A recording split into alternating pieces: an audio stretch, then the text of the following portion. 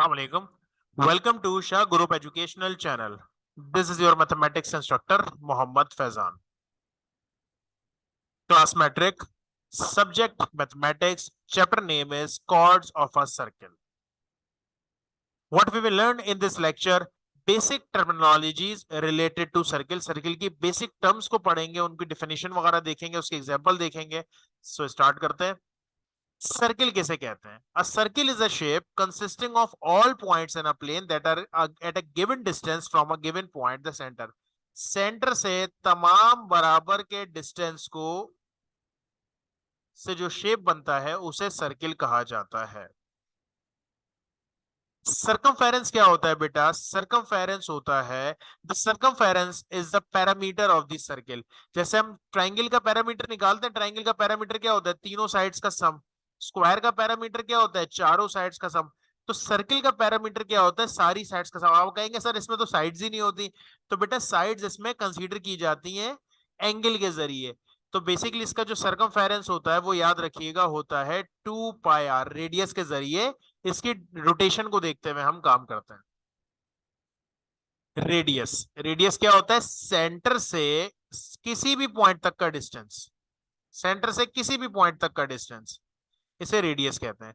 A line segment extended from the centre of a circle और इस way to the circumference of the, यानी कि centre से कहीं भी किसी भी एक पॉइंट तक का डिस्टेंस उस शेप के, उसको क्या कहा जाता है? रेडियस कहा जाता है. Interior and exterior of a circle. The interior of a circle is the set of points whose distance from the center is less than the radius. The exterior of a circle is the set of points in the plane whose distance from the center is greater than the radius. तो आसान लफ्जों में ये circle है. अगर कोई point circle के अंदर मौजूद है तो वो इंटीरियर कहलाएगा क्योंकि वो रेडियस से छोटा है. कोई पॉइंट सर्किल के बाहर है तो वो रेडियस से बड़ा है, इसलिए वो क्या कहलाएगा? एक्सटीरियर कहलाएगा. सिंपल सी डेफिनेशन है. कॉर्ड ऑफ अ सर्किल क्या होती है? सर्किल के अंदर कहीं पर भी आपने कोई लाइन ड्रॉ कर दी जो सर्किल के दो पॉइंट्स को कट कर रही हो.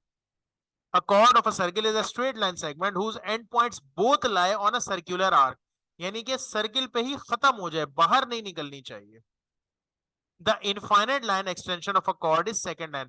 अगर ये आगे तक चली जाएगी ना तो फिर ये chord नहीं कहलाएगी. क्या कहलाएगी? सेकंड लाइन कहलाएगी. सेकंड नहीं, सेकंड. ओके. डायमीटर क्या होता है? अगर यही कॉर्ड सर्किल के बिल्कुल सेंटर से पास हो ना, सेंटर से, यानी आप देखें एक रेडियस एक रेडियस, तो उसे डायमीटर कहा जाता है. Straight line that runs from the one side of a figure and passes through the centre measure the diameter of the circle. होता क्या है बेटा? डायमीटर 2r के बराबर होता है, रेडियस का डबल होता है. आर्क किसे कहते हैं? The arc of a circle is defined as the part or segment of the circumference of a circle. Basically आपने ये सर्किल है ना, सर्किल के एक छोटे से पार्ट को आर्क कहते हैं. यानी कि आपने सर्किल बनाना शुरू किया, अभी इतना बनाया तो ये आर्क है, और बनाया ये आर्क है, ये आर्क है, ये आर्क है, ये आर्क है, ये आर्क है, ये आर्क है, करते करते सर्किल बनता है. तो पूरा थोड़े थोड़े थोड़े थोड़े आर्क मिलके सर्किल बनाते हैं. माइनर आर्क और मेजर आर्क, बड़ी सिंपल सी बात. An arc whose measure is less than 180 degree is called minor arc. यानी अगर आपका जो आर्क है वो आधे सर्किल से ज्यादा हो जाता है, आधे सर्किल से ज्यादा हो जाता है तो मेजर आर्क, और अगर आधे सर्किल से कम होता है तो minor arc. An arc measure equal to 180 degree, और जो 180 डिग्री के बराबर होता है, यानी कि अगर आपने आर्क बनाया बनाया बनाया आधा सर्किल बना दिया तो इसे कहते हैं बेटा सेमी सर्किल, क्योंकि सर्किल को दो हिस्सों में डिवाइड करता है ये. नेक्स्ट हमारे पास क्या है? सेक्टर. सेक्टर किसे कहते हैं? A sector is said to be a part of a circle made of the arc of the circle along with two its radius. ये सर्किल है, ये आपका सेक्टर कहलाएगा. आप कहेंगे सर ये तो पिज्जा वाली बात हो गई कि पिज्जा का एक स्लाइस निकाल लिया. तो एग्जैक्टली पिज्जा का जो एक स्लाइस होता है वो उसका सेक्टर ही होता है. केक का जो एक स्लाइस होता है वो उसका सेक्टर ही होता है. It is the portion of the circle form by the portion of circumference, यानी कि सर्कमफेरेंस और रेडियस से मिलके बनता है. ये रहा, इसमें भी ये लिखा हुआ, the shape of a sector of a circle can be compared with a slice of pizza और पाई और cake. Central angle. Central angle क्या होगा? जो सेंटर से एंगल बनता है. Central angle is an angle whose apex is the center O of a circle and whose legs are radii. आसान लफ्जों में मैं आपको बताता हूं, ये आपका सर्किल है, ये आपका रेडियस है, अब यहां से अगर मैं एक लाइन ड्रॉ कर दूं तो जो एंगल बनेगा वो आपका सेंट्रल एंगल कहलाएगा। Concentric circle, the circles with a common center are known as concentric circles and different radii। एक सर्किल ये है, एक सर्किल ये है, दोनों का सेंटर पॉइंट सेम है तो इसको, हालांकि इसका रेडियस अलग है, इसका रेडियस अलग है, लेकिन सेंटर पॉइंट एक है तो इसे कॉन्सेंट्रिक सर्किल कहते हैं। कॉन्ग्रेंट सर्किल नाम से अंदाजा हो रहा है ऐसे सर्किल जो दोनों सेम होंगे, बिल्कुल हर चीज सेम होगी, रेडियस भी बराबर होगा। कॉन्साइक्लिक पॉइंट्स, कॉन्साइक्लिक पॉइंट कहते हैं बेटा सर्किल के जब बहुत सारे पॉइंट्स आ जाते हैं, set of points are said to be concyclic if they lie on a common circle. एक ही सर्किल में जो ये एक पॉइंट यहाँ, एक पॉइंट यहाँ, एक पॉइंट यहाँ, एक पॉइंट यहाँ, इसे कॉन्साइक्लिक पॉइंट्स कहा जाता है। और जाहिर सी बात है सेंटर से सब तमाम बराबर के डिस्टेंसेस पर होते हैं। सर्कम सर्किल, सर्कम सर्किल क्या होता है बेटा? The circum circle of is a circle for triangle has all three vertex on it circumference. यानी कि एक ट्राइंगल है, ऐसे आपने सर्किल बनाया, ट्राइंगल के तीनों वर्टेक्स को टच करता हुआ जा रहा है, तो उसे हम कहते हैं circum circle.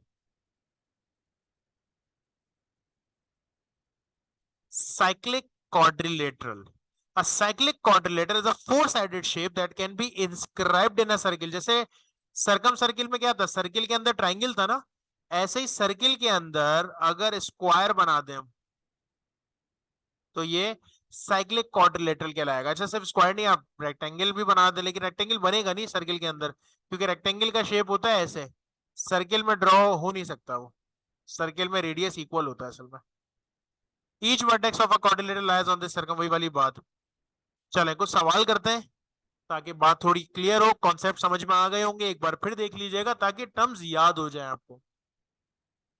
If the length of a chord is 8 centimetre, if, बनाना शुरू करें, जरा बनाएंगे तो बात समझ में आएगी। ये हमने सर्किल बनाया, लेंथ ऑफ अ कॉर्ड, कोई भी कॉर्ड है यहां से यहां तक की कॉर्ड आपको दी हुई है 8 सेंटीमीटर।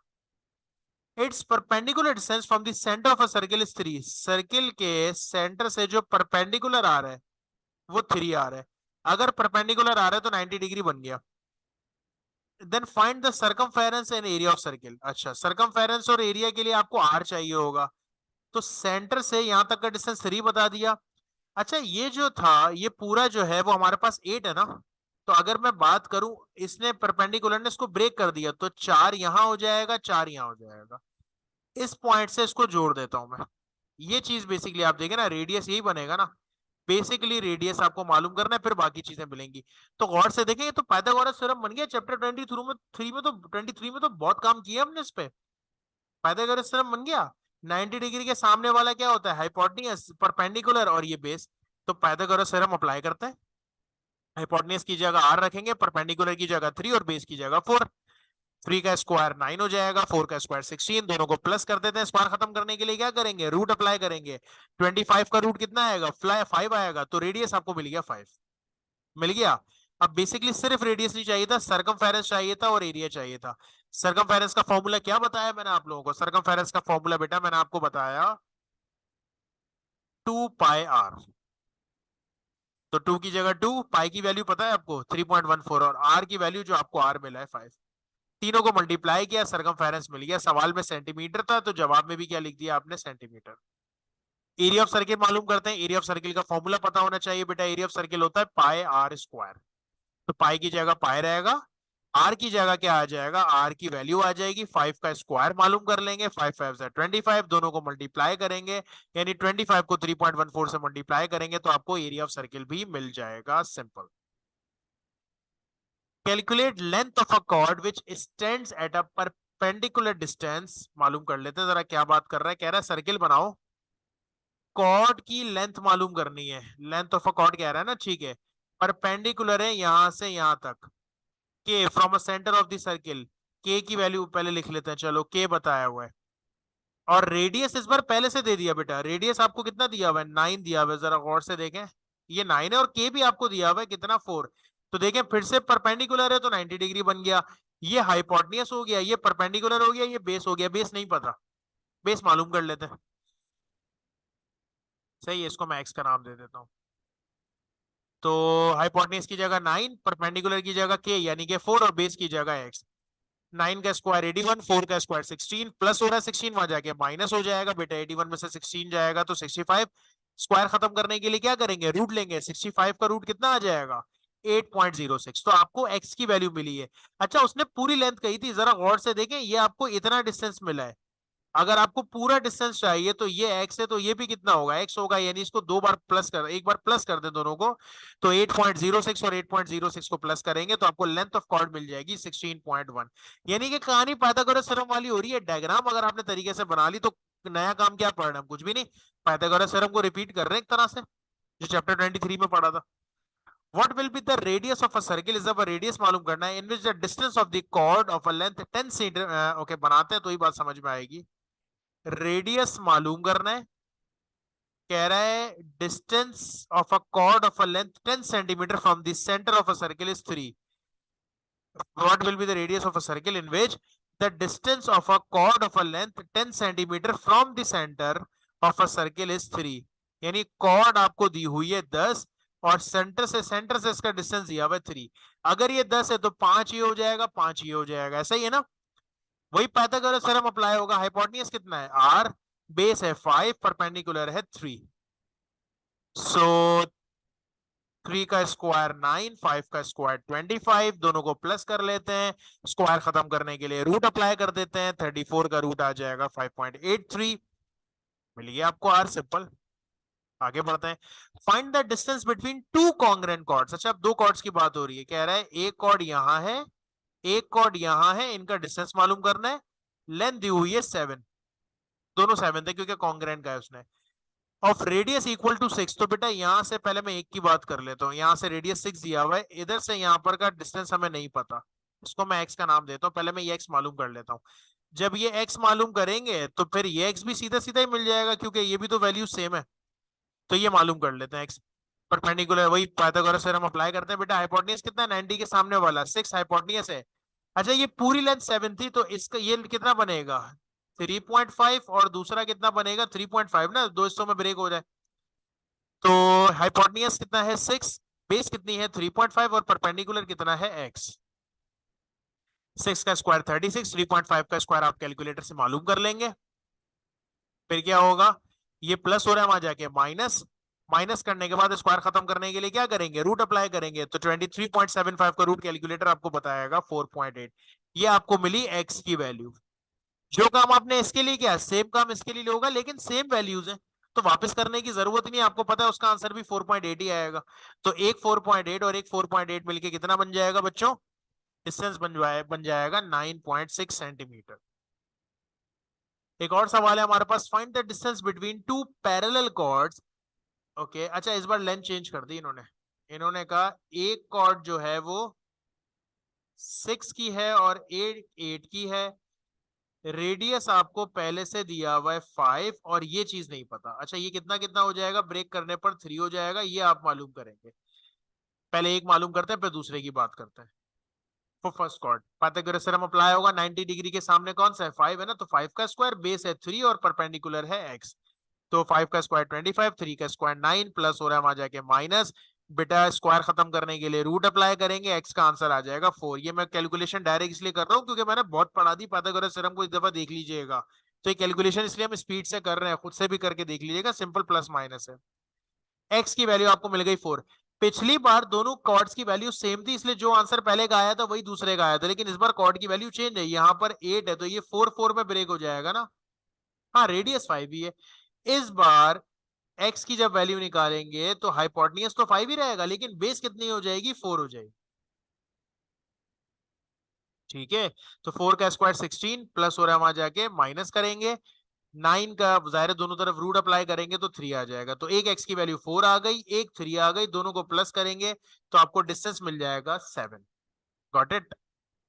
सो होपफुली बात समझ में आ गई होगी। इंशाल्लाह अगली क्लास में इसको कंटिन्यू करेंगे। That's enough for today. Allah Hafiz.